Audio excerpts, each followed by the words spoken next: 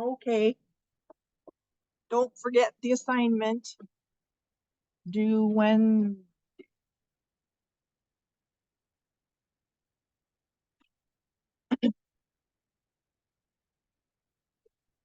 Right?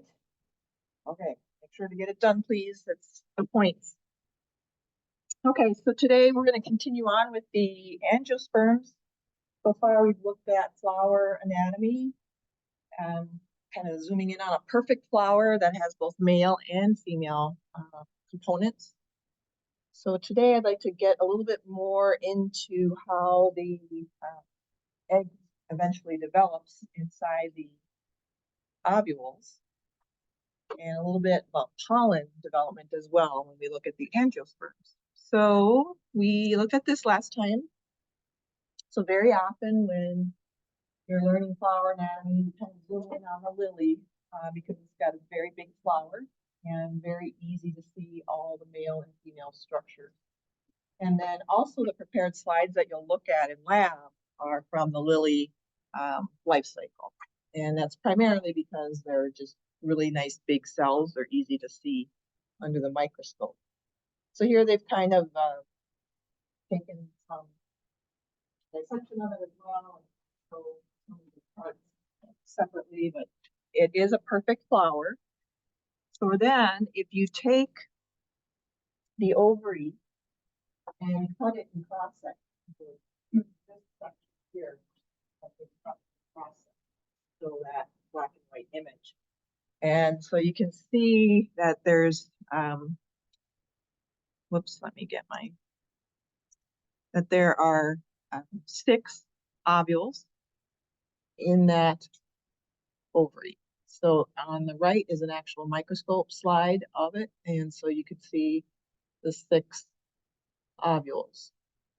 So now we're going to zoom into one of those ovules to look to see how eventually we're going to end up with an egg that will hopefully get fertilized.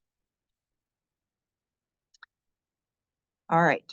So in the angiosperm world, we still can use the word megagametophyte, and that's what we've been using, up to this point. However, there's a lot of people, including botanists, who switch for some reason and stop calling it a megagametophyte, even though technically that's what it is, and they'll start calling it an embryosac. So a lot of the slides might get labeled that way, or you might see figures where they use that term. I just want to make sure you're aware it means the same thing as a megagametophyte. So we need to think about that megaspore mother cell. In the megasporangium tissue, we still have, remember with this switch from seedless vascular to the gymnosperms, we said that the spores are no longer released, they're retained. So the megasporangium never splits open and releases. In the gymnosperms, it doesn't do that. In the angiosperms, that spore is retained. And again, it's just one spore in each megasporangium, just one spore. We call it the megaspore mother. So that's what they're showing here on this diagram. And the idea here that you have that megasporangium with the megaspore mother cell inside, and then it's surrounded there is integument as well. So the same ideas as what we saw with the gymnosperm. Let's zoom in. So here's the megasporangium in the center. The purple spot there, and right in the middle, you see the megaspore mother cell. So it's the job of the megaspore mother cell to go ahead and go through meiosis. And so again, if a megaspore mother cell goes through meiosis, you're going to end up with 4 cells. We're going to see, similar to the gymnosperms, that 3 of those cells die out. So again, we have that functional megaspore concept. So this is after meiosis. So the whole thing that you're looking at is the ovule with the integument tissue surrounding the megasporangium, which is gray. And then inside that megasporangium, All right, that's the megaspore mother cell has already gone through meiosis, so they're showing those 4 cells, but 3 of them are starting to die off. And that one remaining will be the functional megaspore. Micropyle opening so that hopefully the pollen will land there or get delivered there. All right, so now that functional megaspore needs to develop, its job is to grow and develop into the megagametophyte. But it's going to stay put in there. Okay, it's retained within the megasporangium. Now with angiosperms, remember I said there's like 250,000 species of angiosperms. So there are some variations on how this is going to play out.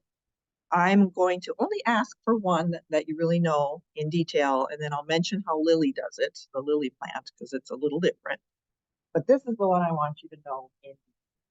This is called the polygonum type embryo sac or megagametophyte development. All right, so they're starting with the functional megaspore up top, and you can see it's pretty straightforward. With the polygonum type, you get 3 rounds of mitosis, boom, you're done. Very different than the gymnosperms, where we had tons of mitosis going on and that wacky free nuclear stage that just looked like a hot mess. Here, very straightforward. 3 rounds of mitosis, done. So that's what they're showing. They're showing that functional megaspore going through mitosis 3 times should get you the 8 nuclei. All right, here's the twist that makes it a little weird.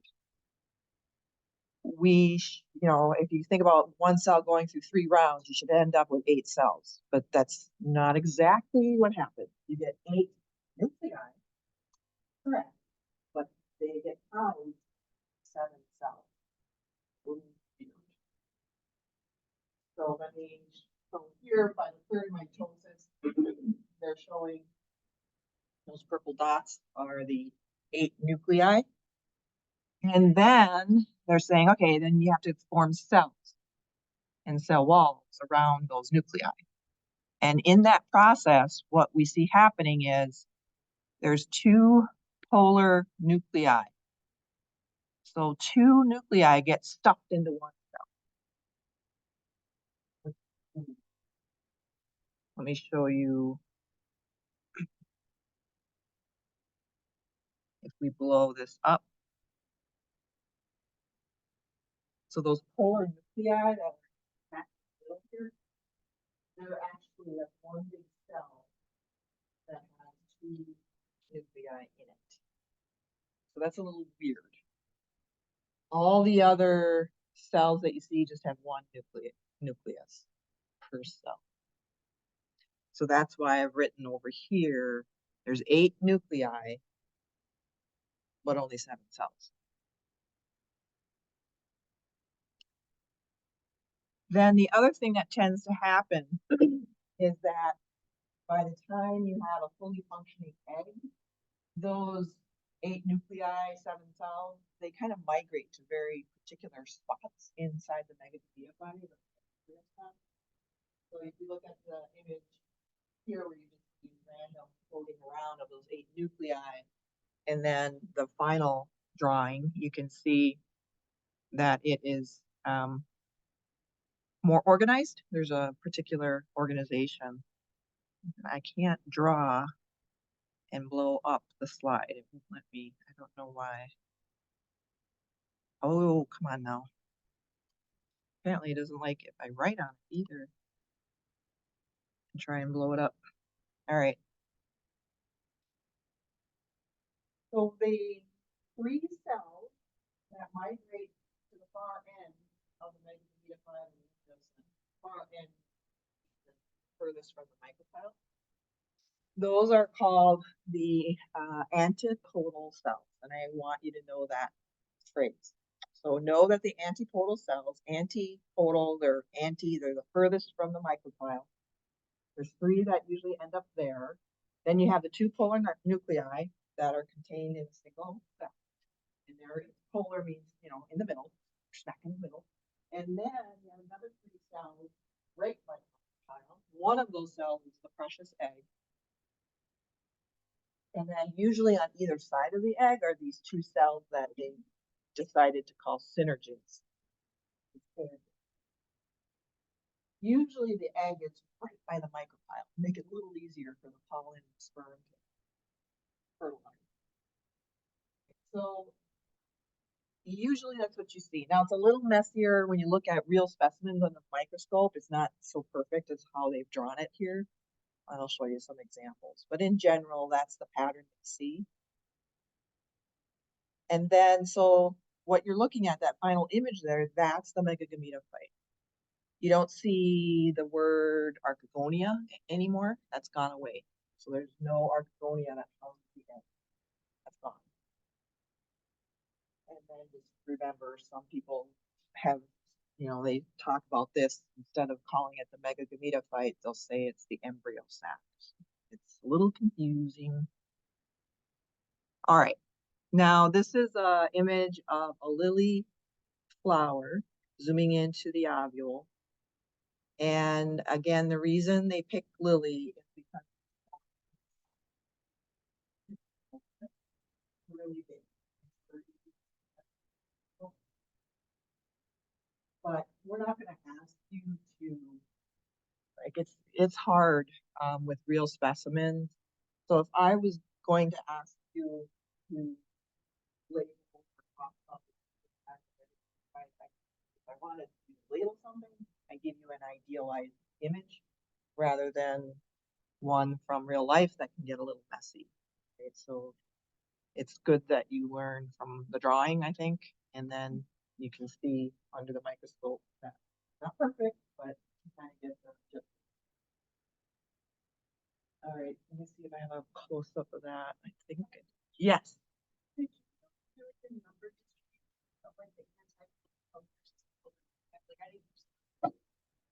Yes.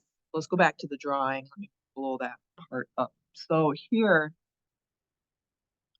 what ends up happening, these intertotal cells, they're just three cells. They each have one nucleus and each cell. And then the two synergids and the egg cell on the other end, they each have one nucleus.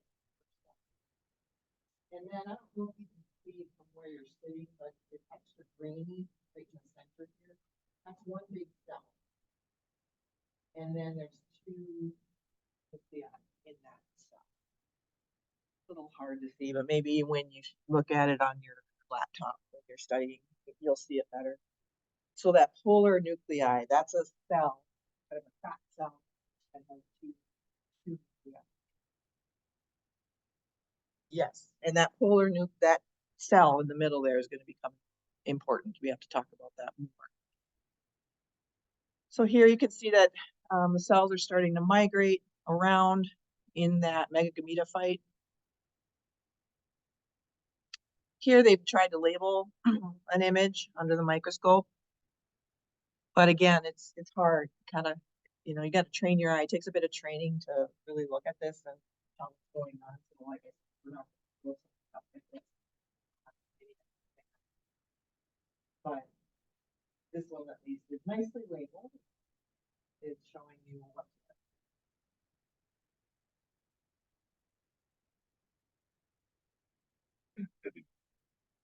Here's another drawing, which I think is a little easier to see what's going on. So they have, forget about the integrity. Massive from, and then egg synergid right by the micropyle area. The pollen will get there, and you have the two polar nuclei that central the atmosphere, the central cell. Those polar nuclei on the central cell, and then you have the three antipodals on the other end. So now this megagametophyte or embryo sac is ready. It's ready to be fertilized. Hopefully a pollen grains will get delivered somehow to the micropyle and will do its job to deliver the sperm. Here, this image is actually showing fertilization. It's a little hard if you've not trained your eye to it, but right there. That's a sperm nucleus coming to the egg. This is the egg right next to it. Looks like that is actually maybe the pollen tube right there. So there's one, but look, there's another thing going on here. This is a second sperm right there. The sperm nucleus fusing with the central cell nucleus. So now this is a big difference. With gymnosperms, when pollination happens and the pollen grain finally produces sperm, each pollen grain produces 2 sperm. And we say one sperm fertilizes the egg, the second sperm dies. That's in the gymnosperms. Angiosperms, it's a different thing going on here. You have one sperm fertilizing the egg, and then that second sperm stays alive and goes to that central cell that has those polar nuclei and fuses with that. The reason that's important is when you have that second sperm fusing with the central cell, when that starts to grow and develop, it becomes the endosperm of the seed. Now, when we looked at the gymnosperms, we didn't say anything about endosperm because that second sperm dies off. It doesn't do that. It doesn't provide it. And so with the gymnosperm, we said, well, when you look at a seed of a conifer species, there is no endosperm. There's megagametophyte tissue, which is good, still good, because it provides nutrition. But here, when you get a second sperm participating and fusing with those with that central cell, that will start to grow and develop and become what we call the endosperm. And that endosperm, again, is going to be very important for the seed and the baby sporophyte because it's going to provide nutrition once that seed starts to germinate. We'll come back to that idea. Yes. The second piece. Pardon? What is the second piece? The central cell. What's called the central cell. And that's the one that has, let me go back to the drawing. Let me show you that image. It's a little cleaner. So here, whoop, come on. Okay, so here, that second sperm is go here, where the central cell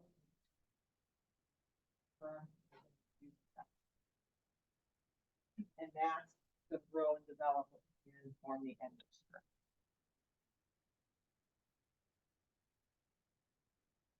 So with the angiosperms, for each pollen grain, both sperm participate and do important things. With the gymnosperms, not so much. One sperm fertilizes the egg, the other one dies. So that's a big difference between the 2 groups there. So once that egg is fertilized, now you start to get development. Really early stages of growth.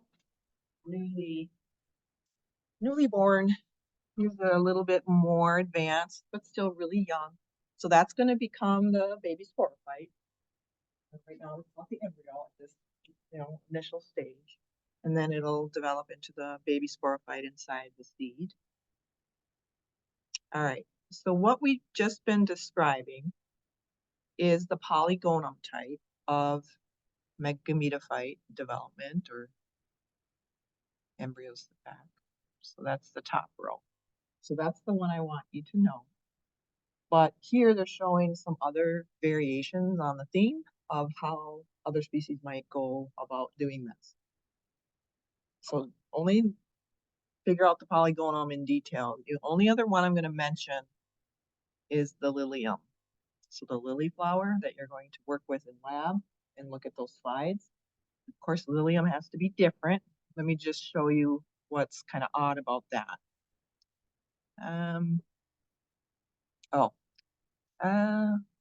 This last bullet point up here, endosperm. So with polygonum, The polygonum type development. We said that everything could go, that central cell has two nuclei.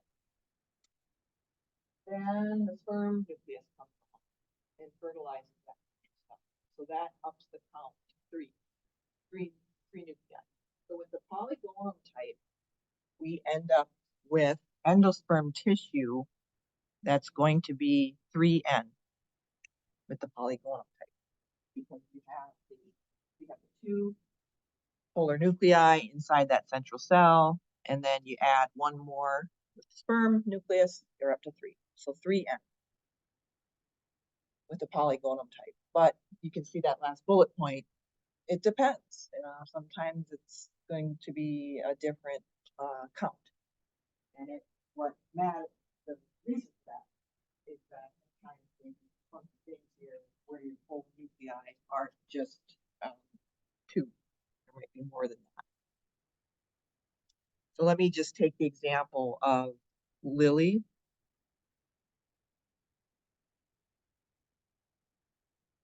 So with the lily flower plant, so this is what it does.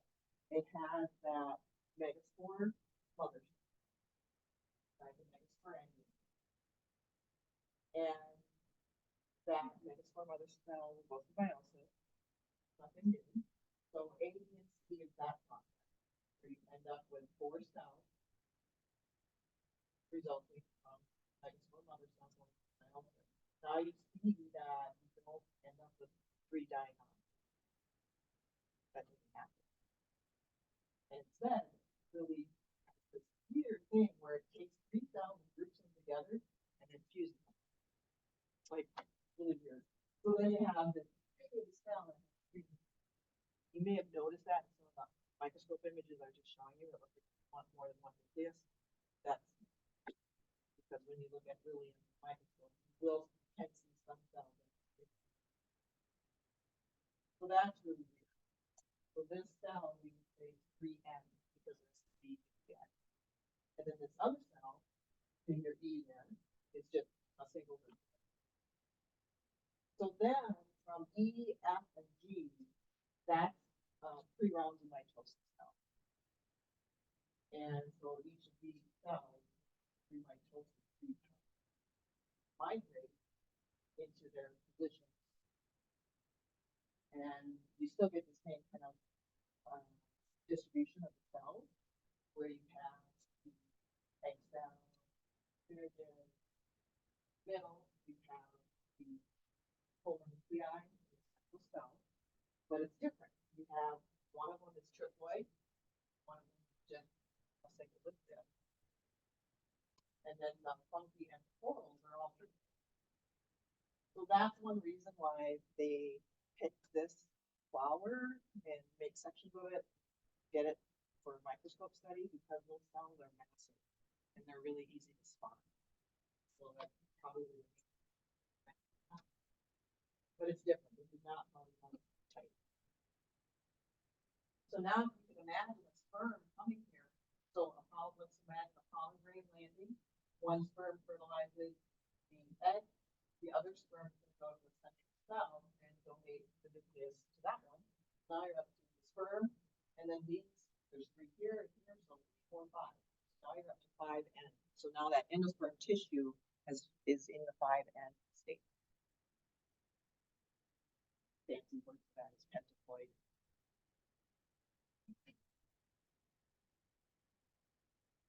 So lily has to be different. And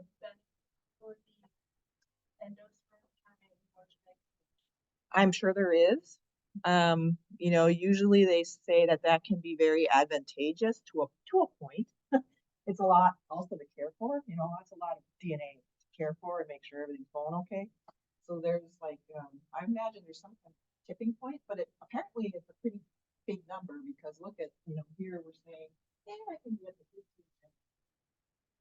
It's a plants are, their genetics are just off the chart when it comes to how complex they can be.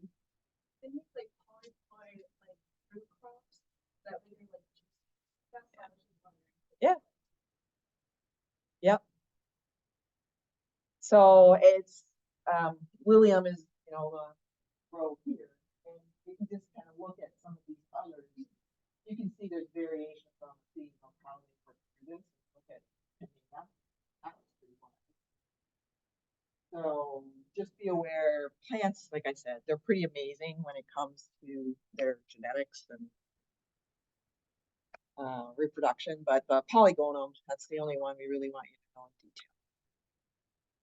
And that's a little bit more straightforward than some of these others. All right, let's think about the male, the microgametophyte. That means we're looking at the male part of the flower. So that's the anther that's sitting on top of the filament. Typically, when you look at the anther, it has four, they call them chambers. It has four chambers.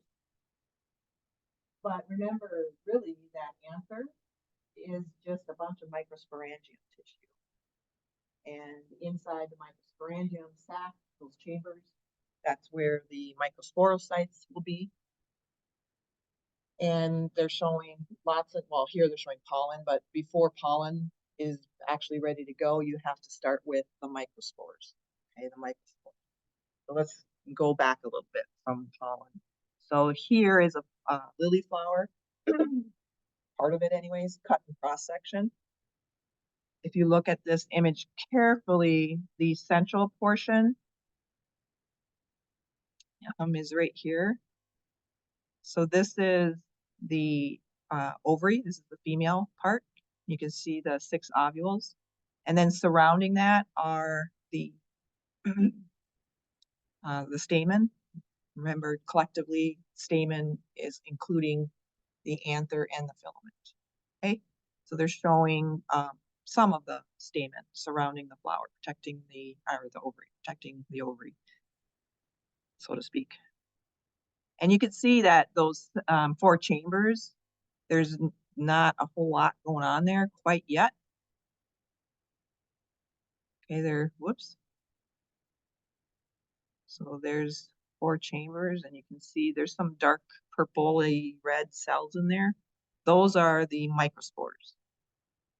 So what has to happen is there's a bunch of microspore mother cells, not just one. There's a bunch of them. And each microspore mother cell will go through meiosis. So that means each of those microspores ends up producing 4 cells through meiosis. Now each one of those survive. They all survive. And then they have to develop pollen. Each cell, each microspore, will develop into the pollen grain. And the angiosperms have simplified compared to gymnosperms. We said with gymnosperms, there were 4 cells that make up the pollen grain. Now we're down to 2, just 2. They simplified it. You have a generative cell and a tube cell. And that's how it's shed from the anther. It's still, we still say it's immature because you don't see the word sperm here. It's a generative cell. So that's how we get dispersed to the, hopefully, the stigma of the female part of the flower. And then eventually the generative cell divides to produce 2 sperm. But that takes a little.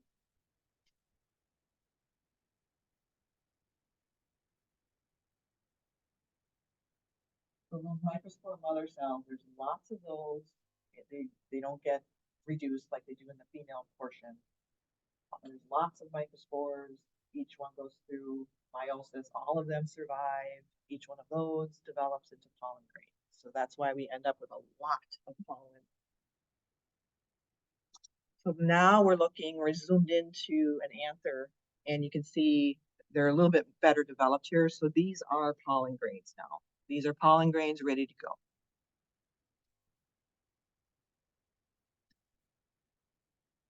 And then it depends on the plant how they're going to try to accomplish the pollination event. We'll talk about that too, but here again, looking at a pollen grain.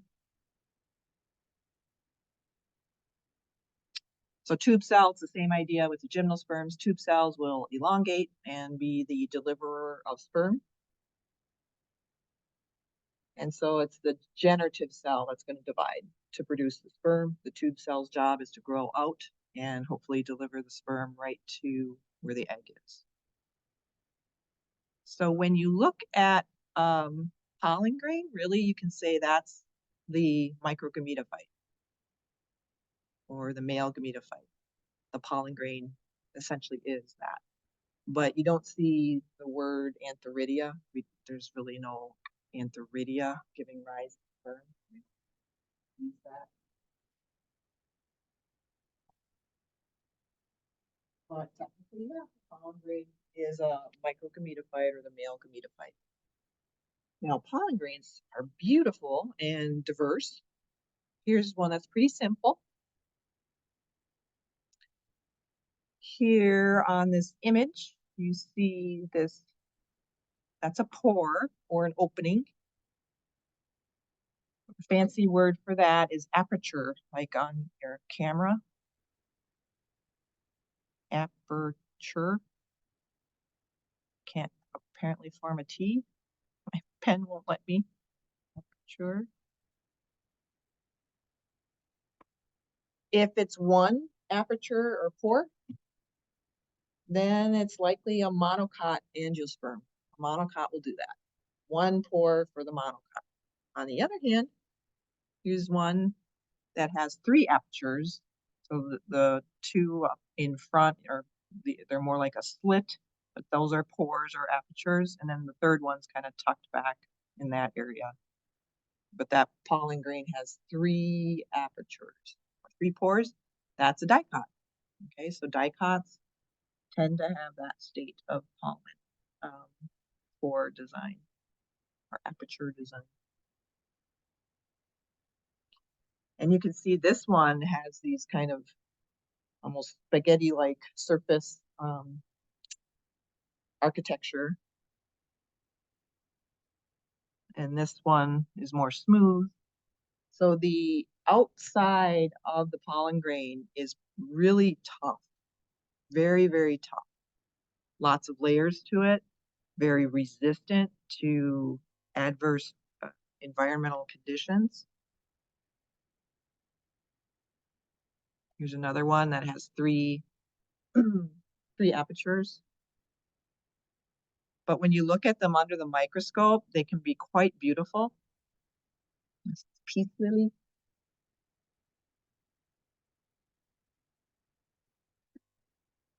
There's a bunch of different pollen grains. Look at the diversity there. Just amazing. And like I said, super resilient. So they can persist for thousands of years, no problem, in the environment. And that actually has led to some interesting uses of pollen grains. They've actually used them to solve like murder cases where they can track, you know, if a body gets left in the woods or somewhere out in the environment and there's pollen on the body, then they can track it to what plant that pollen is from.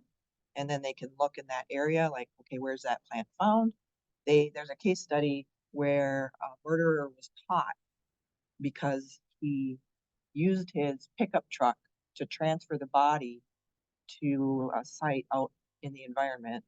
It was like in the woods, and the pollen on the body matched the pollen in the bed of his truck.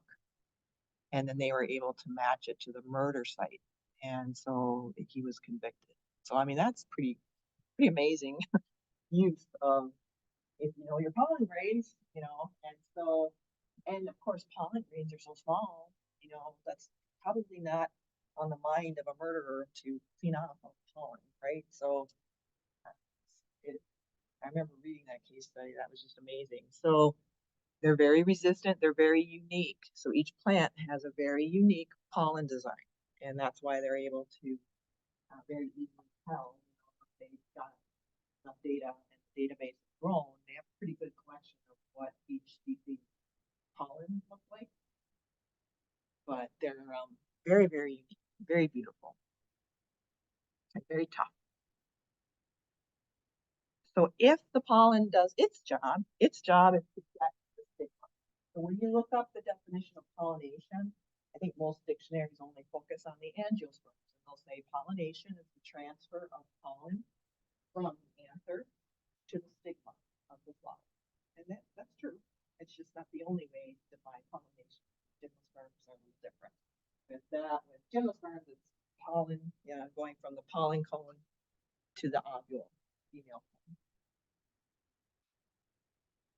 Here is pollination occurring, where you have, in this case, they're showing self-fertilization, where that flower is perfect, and male and female, and they're showing pollen being transferred from the anther right there. And they're showing 3 pollen grains made it. Each one is starting to go down the pollen tube. So the pollen tube has a job.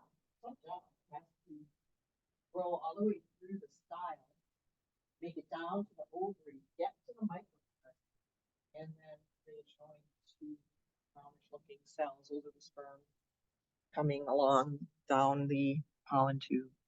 And if everything goes okay, both sperm will get put in there. One fertilizes the egg, the other one will go to the second cell. Fertilize or merge with, fuse with the polar nuclei in the central cell.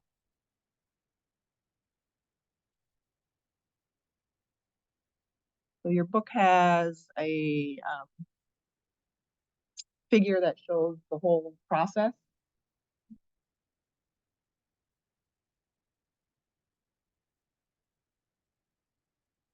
I actually like this one a little bit better, so I'll show that one in the lecture here, but the same idea, just a little different drawing with colorful. And again, we're moving in on this idea of a lily flower that's perfect with male and female structure. And they're saying what happens in anther, microsporangium tissue, a bunch of microspores, all those meiosis, all of those cells survive.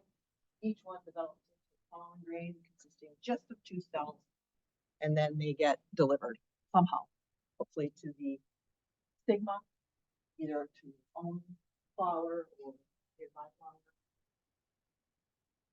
and deliver those 2 sperm. One fertilizes the egg, and the other one fuses with the polar nuclei. So they're showing that fusion event there. And then with the female side, the microsporangium tissue with just 1 megaspore. That megaspore mother cell, just 1. Goes through meiosis, 4 cells, 3 die out. That 1 will go through 3 rounds of mitosis to give you those 8 nuclei, 7 cells. So with the angiosperms, they've kind of simplified things compared to the gymnosperm. You don't have that wacky free nuclear stage going on in here. You have 3 rounds of mitosis. You don't have pollen grains with 4 cells. Now you have pollen grains with 2 cells. There are some simplifications going on. Questions on the life cycle? Male or female portions? Remember when we were talking about the gymnosperms and we worked through the pinus life cycle and we walked through, okay, what happens like 1 month after pollination and a year after pollination? Do you remember the like when it's all ready to go? How many months was it? Do you remember? Yeah, 15. They say like 12 to 18, 12 to something like that. 18 is typical. 18 months for gymnosperms. We don't see that in the angiosperm realm. They are much quicker. That's another big difference. Typically, they'll be much quicker. Not always, but typically. Oh, I put this one in here too. This is from a different book. If it helps you study, but it's basically saying the same thing. So here on the left, you have the basically this is the embryo. They've already implied here that the egg has been fertilized. So it must have just been fertilized because they're calling it the zygote. So that terminology stays the same. Anytime the egg gets fertilized by the sperm, that initial cell, then we call it a zygote, and then eventually we say it's an embryo, and then the spore. And then they're showing that the polar nuclei and the second sperm must have fused already because they're starting to call that the endosperm. And then they're saying lots of growth happens here with that arrow. And then you have the baby sporophyte. Well, embryo, they're still calling it the embryo, I guess, but basically it's the baby sporophyte in there, surrounded by that endosperm. And then still have a seed coat, very tough seed coat that surrounds all of that. And that's coming from the integument tissue. Right, so the integument tissue protects all the way from start to finish. That integument tissue plays an important role. Keep everything really well protected. It'll thin out when it forms the seed coat, but still it's really tough. Seeds can be very, very long-lived, or they can be viable for a very, very long time. So the endosperm with the flowering plant will be providing nutrition, but with the in the gymnosperm, it's not an endosperm tissue. It's just the megagametophyte tissue that will be serving as nutrition.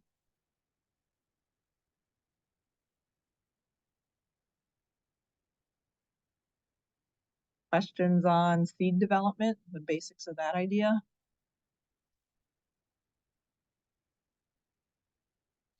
We already looked at seeds in lab way back,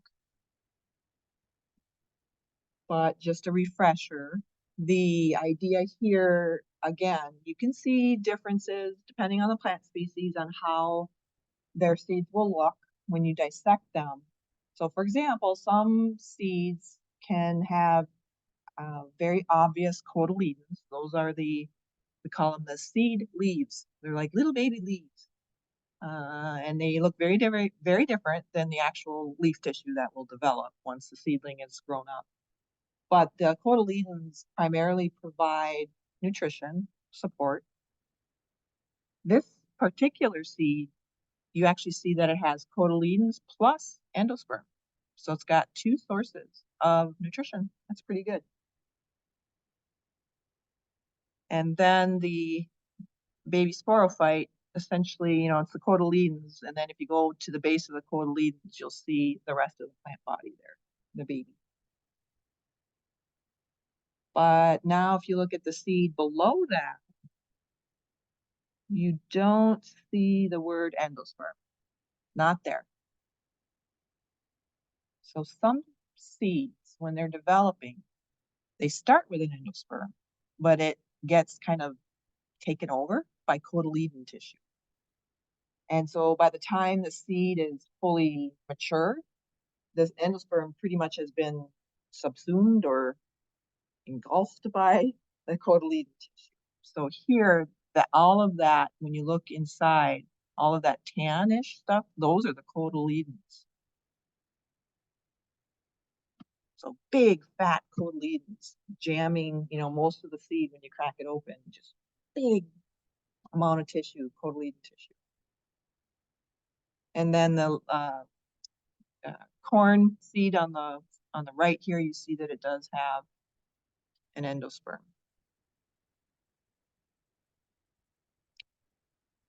And then you may or may not, if it has cotyledons, you might see them, but you might not. Sometimes they stay underground. Once the seed germinates, usually the seeds are underground. They'll germinate and grow, and depending on how the stem grows, sometimes the cotyledons stay below, and sometimes they come up. And so, in case here with the bean plant, you can see the cotyledons. And if any of you grew beans for your plant this semester, you might have seen those big fat cotyledons on the stem, and they'll initially be really plump and typically very green, and then they start to get all wrinkly because of the nutrition essentially gets siphoned out of it. And it's being given that growing very quickly. And then they start to get wrinkly and withered, and eventually they'll turn brown and fall off. But there's other seeds that when you dissect the seed, you can see that there's cotyledons in there, but when the seedling grows, you don't see the cotyledons because they're below ground. Does this one show that? Yeah, so like with the pea plant, some of you might have grown peas, and they're cotyledons, but it's still doing the same job. It still is there to help support the growth. And so the nutrition that's found in the cotyledon gets taken and given essentially to the seedling.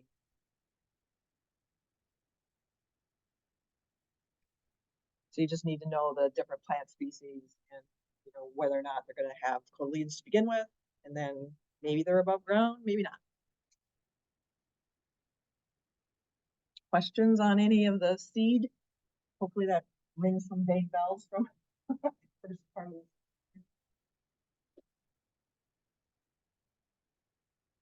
All right. I think I'll stop here. The next slide set I'll get into on Monday. That will be looking a little bit more at pollination mechanisms and looking at how that gets accomplished.